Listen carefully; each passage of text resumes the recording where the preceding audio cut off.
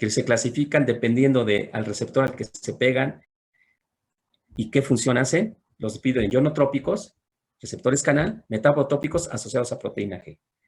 Pero también vamos a hablar, y es común ya actualmente, que se maneje de receptores, de autorreceptores y de heteroreceptores. ¿Sí?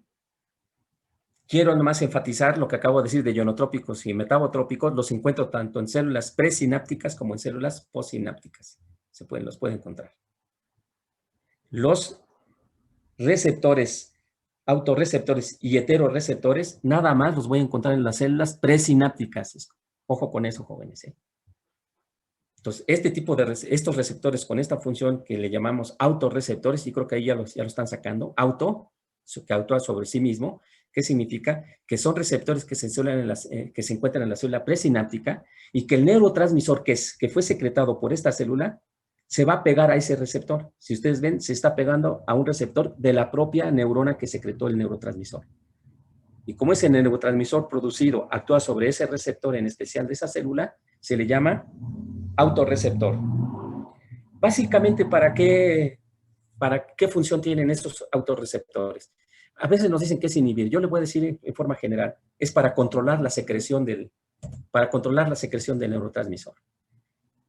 ¿Qué quiere decir? Que cuando ya tienes mucho neurotransmisor afuera, ese mismo neurotransmisor le va a decir a la célula, a la neurona presináptica, le va a decir, ya no saques más.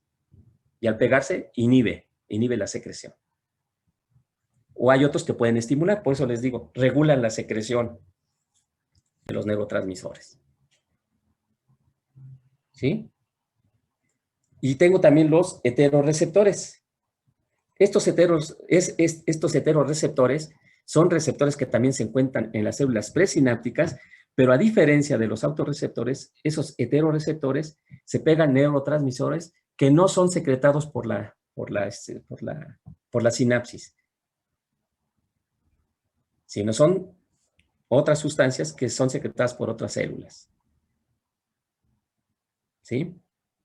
Y que al pegarse, ¿qué es lo que están haciendo? Pues también lo que van a hacer es regular la liberación de los neurotransmisores. Vamos a ver un ejemplo, nada más se los voy a mencionar para que vean la aplicación. Un ejemplo de heteroreceptor va a ser la noradrenalina, fíjense. En la sinapsis de la acetilcolina. Yo tengo la sinapsis de las colinérgicas, yo tengo la sinapsis donde tengo una célula presináptica, una célula postsináptica, la célula presináptica que libera acetilcolina, que es el neurotransmisor, pero esta acetilcolina puede ser regulada, su secreción, por un heteroreceptor, y ese heteroreceptor responde a noradrenalina. Por eso es que a veces van a ver ustedes que noradrenalina está relacionada con el control de la secreción de acetilcolina. ¿Sí queda claro, jóvenes, ahora?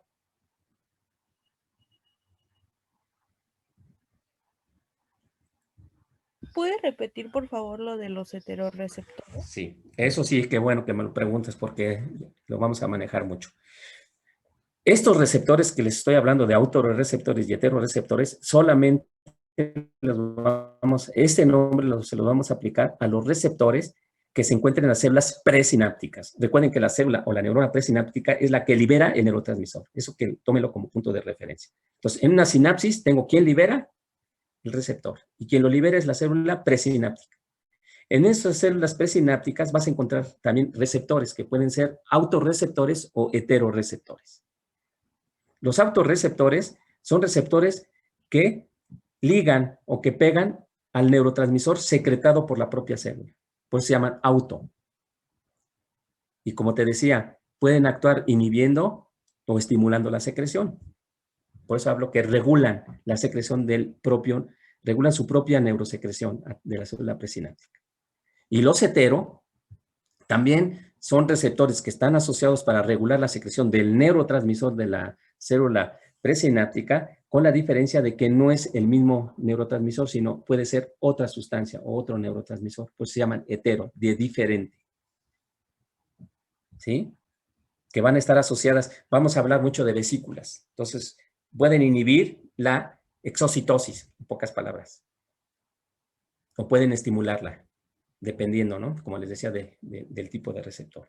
Pero esos autorreceptores y heterorreceptores, si lo podemos decir en una palabra, regulan la secreción del neurotransmisor de la célula presináptica. ¿Sí les queda claro? Sí, gracias. Bueno, y así como no los veo, así como que me angustia un poco, el que no me estén entendiendo.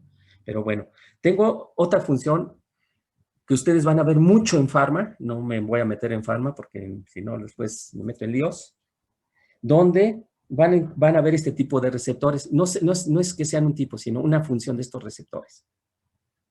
Y que se llaman receptores que experimentan desensibilización homóloga.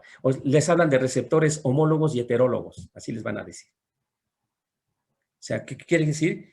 Que hay ligandos que al pegarse al receptor pueden provocar una respuesta de desensibilización y se llama homóloga, en el cual, fíjense, yo tengo a la neurona, se pega a un receptor en especial, se pega un ligando, y ese al estar expuesto por más tiempo, lo va a desensibilizar, le va a disminuir la sensibilidad, pero nada más a ese en especial.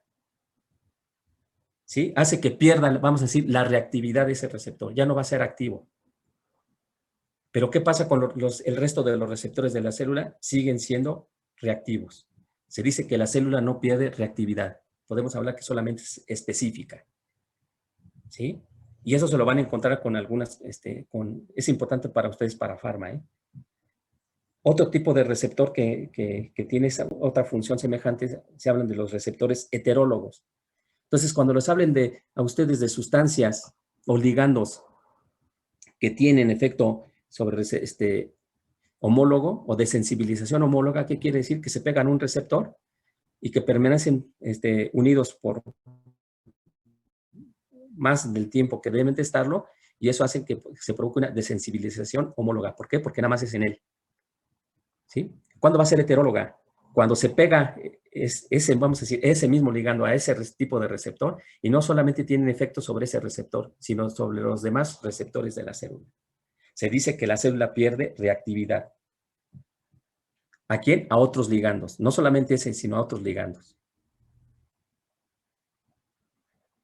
¿Sí queda claro, jóvenes? ¿Cómo se llaman estos tipos de receptores? Sí. Quise darles aquí no definiciones, vamos a ver cómo poder nosotros identificar a las distintas células neurócrinas. El término neurócrino, ¿qué significa? Sustancias químicas secretadas por una neurona.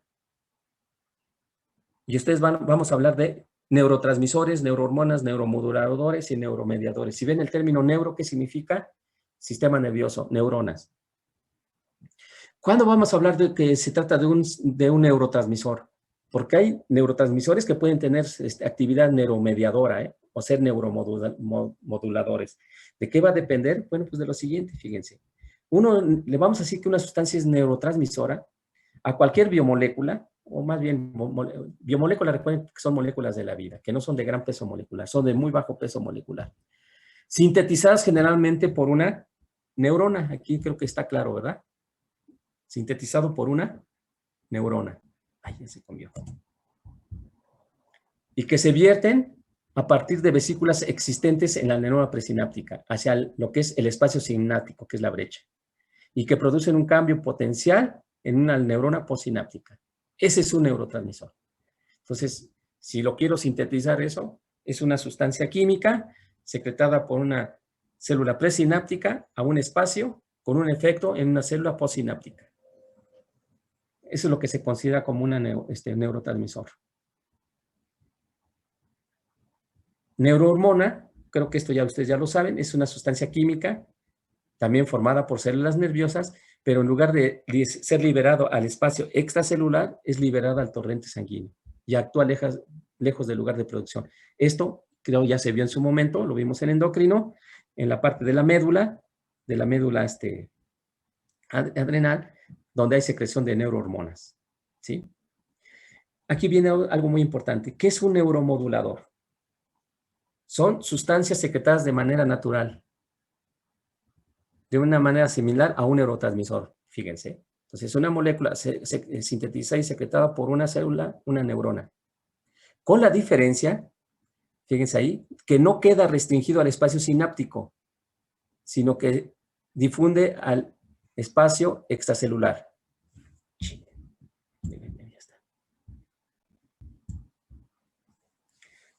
Y si leen, bueno, les puedo leer todo lo que está ahí, que dice, un neuromodulador es un producto liberado en una sinapsis e influye directamente a las consecuencias postsinápticas de la neurocción. Por ejemplo, el GTP, el ADP. ¿Qué significa el neuromodulador? Que ese neuromodulador lo que va a hacer es modular la actividad del neurotransmisor.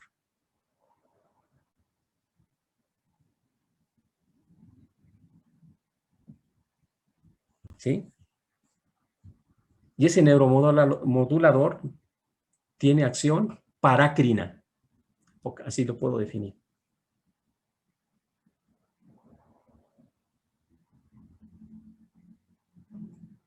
Y el neuromediador, a diferencia del neuromodulador, es el que está mediando. En este caso, libero y tiene un efecto en células vecinas. Eso es un neuromodulador. Y un neuromediador es aquel que tiene efecto sobre la propia sinapsis. Esa es la diferencia. Vean, aquí lo está diciendo, ¿no? No es exactamente lo mismo que un neuromodulador, ya que el segundo mensajero es habitualmente lo que es el AMP cíclico. ¿Sí? ¿Alguna pregunta, jóvenes, en esto? Ya si hablo de neuromodulador o neuromediador, ¿no va a haber problema?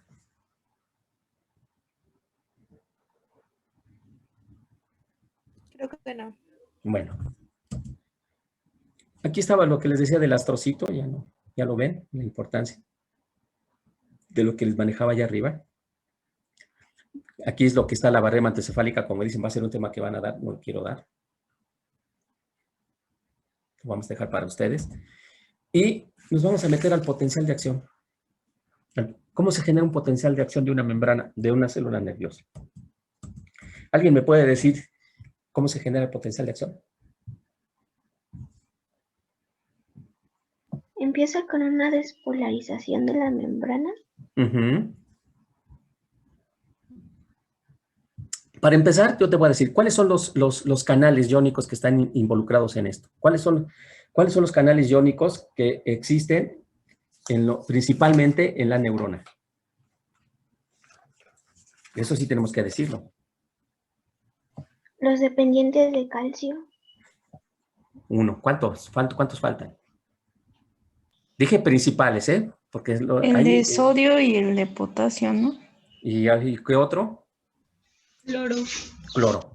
Perfecto. Ahí vamos bien. Entonces, para empezar, antes de entrar a ver potencial de acción, decimos que el potencial de acción es una señal. Y al decir señales, ¿qué tenemos que decir? Que las señales pueden ser de dos tipos. Eléctricas o químicas, ¿o no? Sí. Ahí está. Las señales eléctricas son aquellas que cambian la polaridad de la polaridad, la carga de la membrana. Y las señales químicas son aquellas, es una señal eléctrica que se convierte en una señal química. Y que esta señal química mediada por moléculas genera también un cambio de lo que es la membrana. Entonces, tengo dos tipos de señales, las eléctricas y las químicas. Las eléctricas se fundamentan en el cambio de la polaridad de la membrana y las químicas es mediada por sustancias químicas llamadas neurotransmisores. Esas son las dos señales, no hay más, acuérdense de eso. Ahora, las señales, estas señales tanto químicas como eléctricas van a afectar a canales para que se pueda cambiar la polaridad. Si ven ustedes, en los dos casos hay modificación de la polaridad. ¿Sí? Cuando hablamos de una sinapsis, hablamos que una señal es estimuladora cuando la célula presináptica cambia la polaridad de la membrana postsináptica, en este caso, y genera, en el caso de la célula nerviosa, genera otro potencial de acción. Entonces, hablo que es una una señal estimuladora. ¿Y cuándo hablo de una señal inhibidora? Cuando en la célula postsináptica, al liberarse este mensajero químico, cambia la polaridad de la membrana postsináptica, pero en lugar de despolarizar, hiperpolariza la membrana. O sea, está cambiando la polaridad de la membrana, sí, pero las estimuladoras despolarizan la membrana, mientras que las inhibidoras hiperpolarizan la membrana. A las que despolarizan, les pongo el nombre de estimuladoras, y a las que hiperpolarizan, les pongo el nombre de inhibidoras. Y para eso lo hacen a través de canales. Y tengo 4 tipos de canales principales, que son los canales de sodio, los canales de potasio, los canales de calcio y los canales de cloro. Si hablamos en cuanto a su ubicación dentro de la célula, podemos decir que de esos 4 canales, hablamos de 3 que son extracelulares y 1 que es intracelular. ¿A qué me refiero? Al movimiento que hacen de los electrolitos. ¿Por qué? Porque los canales de sodio mantienen o sacan al sodio para tener, recuerden, el sodio más concentrado fuera. El calcio también y el cloro también. Entonces son estos 3 electrolitos son los que se encuentran en mayor concentración. Si ustedes ven, cuando vieron renal, vimos la distribución de electrolitos y los electrolitos, sodio, calcio y cloro, se encuentran más concentrados fuera que dentro. Y solamente el potasio de los que acabamos de hablar es el que se encuentra dentro, en mayor concentración. ¿Sí? Y hablamos que entonces esos son los canales principales que se encuentran en la neurona y que van a estar asociados a lo que es el potencial de acción. Vamos a escoger cuáles son los canales, porque no todos, acuérdense, los canales de calcio en este caso no están relacionados con el potencial de acción, sino más bien el calcio es lo que es el que va a generar.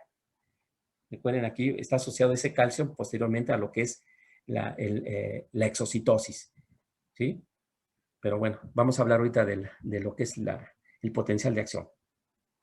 Finalmente, lo que les puedo decir es que las señales eléctricas se pueden dividir los podemos dividir así a grosso modo en 2, que son los potenciales escalonados y los potenciales de acción. ¿Me pueden decir cuáles son los potenciales de acción?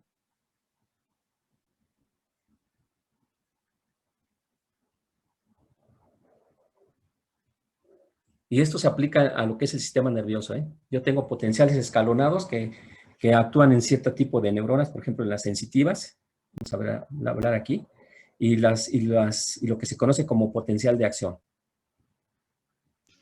¿Te acuerdas la diferencia entre una y otra? En los escalonados necesitaría como varios estímulos para poder llegar al potencial de acción. No, de hecho son potenciales de acción, ¿eh? La diferencia, acuérdense, son estos potenciales de acción que vimos en su momento, estos potenciales escalonados, lo que tú me acabas de decir, pueden generar potenciales de acción, ¿sí? Pero el potencial escalonado, ¿qué es? Es una señal de intensidad variable, ¿se acuerdan? Que es importante en lo que es en las sinapsis que son cortas, o sea, que no tienen que recorrer grandes distancias. A eso principalmente se habla de los potenciales escalonados. ¿Qué quiere decir? Que la distancia disminuye su potencia. Si usted tiene una neurona y tiene un axón muy largo y el pie terminal es donde están las vesículas y se genera un potencial escalonado, ese potencial escalonado, entre más largo es la longitud que debe de recorrer, se va debilitando.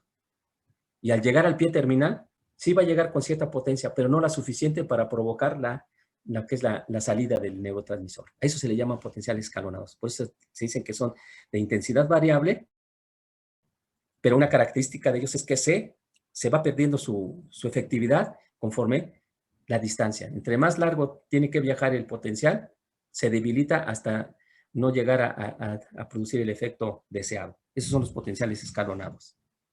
¿Sí? ¿Cuáles son los potenciales de acción?